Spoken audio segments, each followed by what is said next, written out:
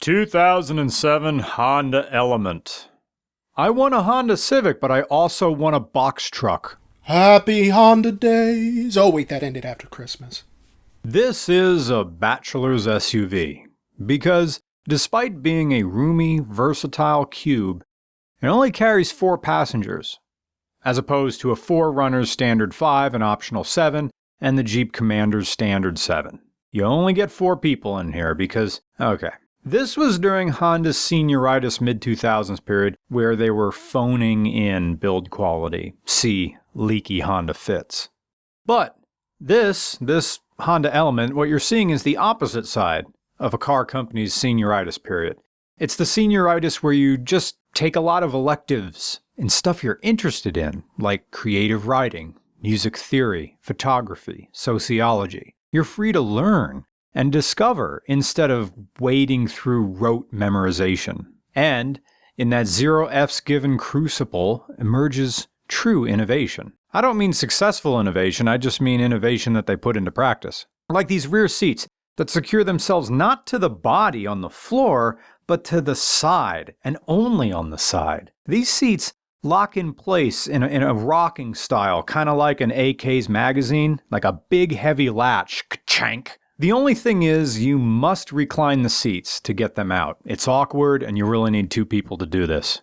The Honda Element rolled out in 2001 at the North American International Auto Show, just 3 years after its development by Honda R&D. The goal was to take a pickup truck, marry it to an SUV, and give it an aesthetic meant to call to mind a lifeguard station. No, really. Because I guess Honda thought you were going to need rescue from all the puss you'll be drowning in when you drive this thing around town. There's a sense of self-congratulation to this car, as though, because it's a Honda, we're just meant to roll with the design, with the atypical nature of its operation. 2007 Honda Element, sponsored by rushing onto the court to celebrate a buzzer beater that didn't actually win the game. How good is the orgasm after you summit Everest? Like, I know you're not cranking it at the top. Well, I mean, enough people climbed it.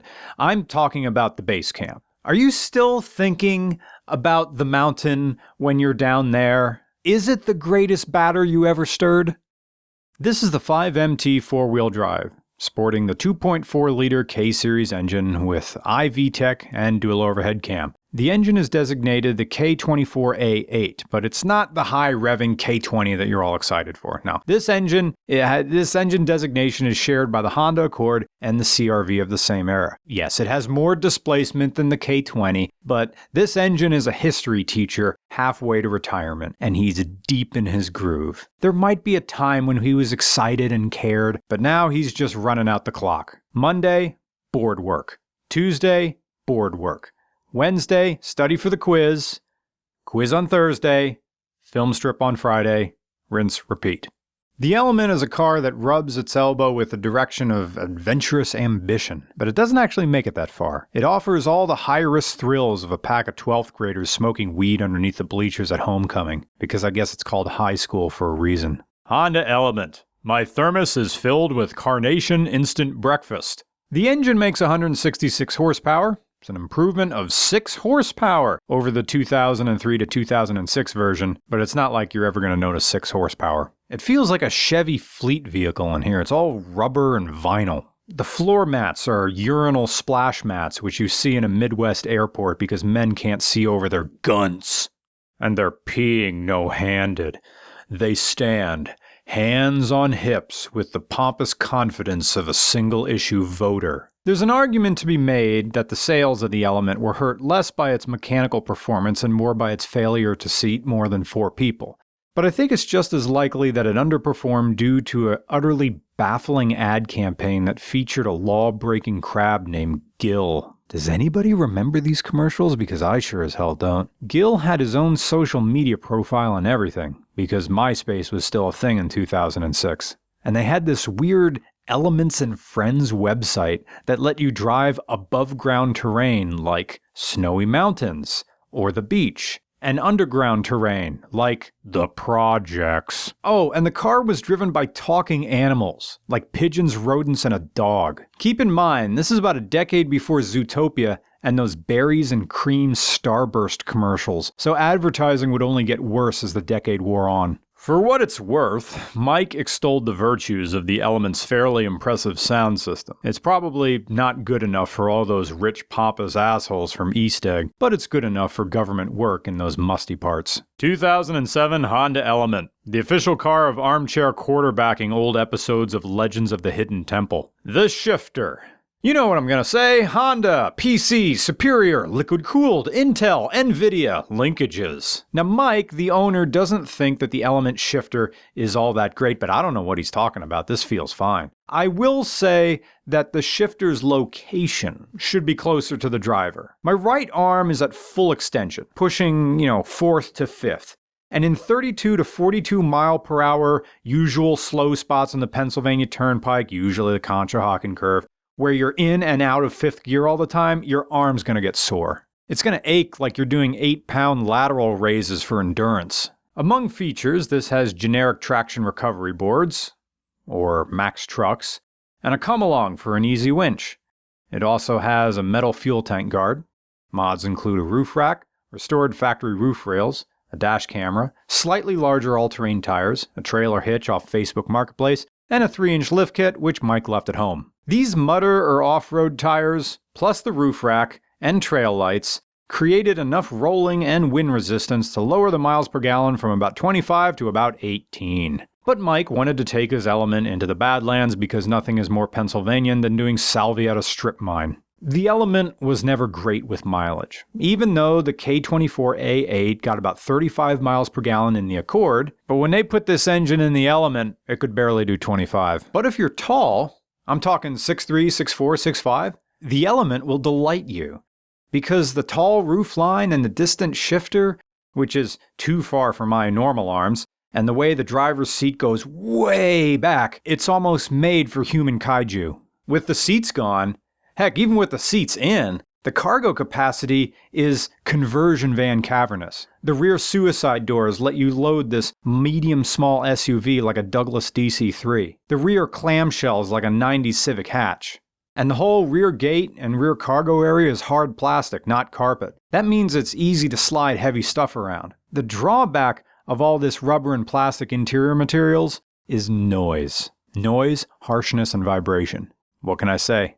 Carpet muffles noise, and this doesn't have it. So yeah, there's no guilt about getting it dirty because it's easy to clean inside, although no matter what dealers will tell you, you cannot hose out the interior of an Element. Mike says that this has been the least reliable Honda he's ever owned, or rather the least maintenance-free, due to the suspension wear and tear, because he takes it off-road, and the VTEC solenoids failing. Mike also had issues with discomfort of the factory armrest, so he put in a OEM armrest from the automatic models of these. There were variants of armrests in here, and if you had got a manual, you got dinky armrests, because it had they figured there was a problem, like the seat could move forward too much and you couldn't shift into second. I don't know. So he got what I believe is an automatic armrest and put it in, or rather an armrest from an automatic model. Driving impressions. I only put 10,000 miles on this the first year I had it. Huh. My Accord seat's usually 30,000 a year. There's no... There was wheel spin. Oh yeah, you can spin the tires. This thing's wandering. Does it normally do that? Oh, what's this guy doing? Yes, ever since I had it, and the two other Elements I had driven, if you're hammering it, it wanders, almost like torque steering, trying to pull away from you a little bit. This K24A8 is working hard to shove the Element's Bravestar lunchbox through the crosswinds and truck wash. Pick a gear, and the Accord's engine will rev, but you're not getting out of your own way. I love that this SUV is offered with a manual transmission, but I don't see any gains beyond a feeling of exclusive superiority.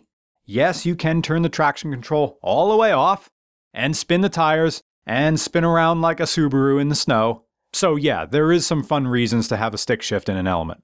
The steering, well, with these off-road tires, it feels like an Accord with worn-out tie rod ends. Although visibility is great all around except directly back at 6 o'clock. If you have one of these things, spend the money and buy one of those aftermarket reverse cameras. You're gonna need it. The Element is pure gimmick at a time when gimmicks sold. But it's not a great gimmick. It's a Jack Reacher that wanted to be a John Wick. Because in the modern era, The gimmicks of the aughts seem ridiculous. It's the equivalent of trying to live up to the promises you made in childhood to Gretchen, the mousy girl from next door, with a light dusting of freckles like a cupcake with too few sprinkles. You gave her a ring made of a Capri Sun drinking straw. You swore to build her a cabin in Salt Springs and live in a simple, Emersonian fashion, long before you knew what that meant. But the promises of youth, and the gimmicks therein, fall away when you get older. Rather than seeking the approval of the girl next door, you seek the unimpeachable manhood of the guy 2 treadmills over. Honda lost a huge market segment of vulnerable men whose self-image is tied forever to their ball-busting gym buddies, with whom every fault is exposed, every crack widened, and every deviation ridiculed. And this toyish, boyish, honestly very good car stands out among a line of Duramaxes. And in that situation, a Honda Element is just a liability. It becomes a target. Honda could have slid this into the sub-male market by sulking the Element style into a GMC Arcadia type, something that bleeds into the horizon. You know what? I'm glad Honda didn't. Because after you move away from home, maybe spend some time working abroad, and building a career for yourself, it feels sickly sweet and kinda schadenfreudian to come back to your old gym 10 years later and see the same mutants, clanging the same plates, talking the same trash, using the same homophobic slurs, and you can just look at them, knowing that you can leave this town anytime you want. And you walk out, back to the parking lot, back to your Element, and think, well, they chose their path, and I chose mine. Honda days ended with the new year, but would you drive a Honda Element? 4-wheel drive with bi-parting doors.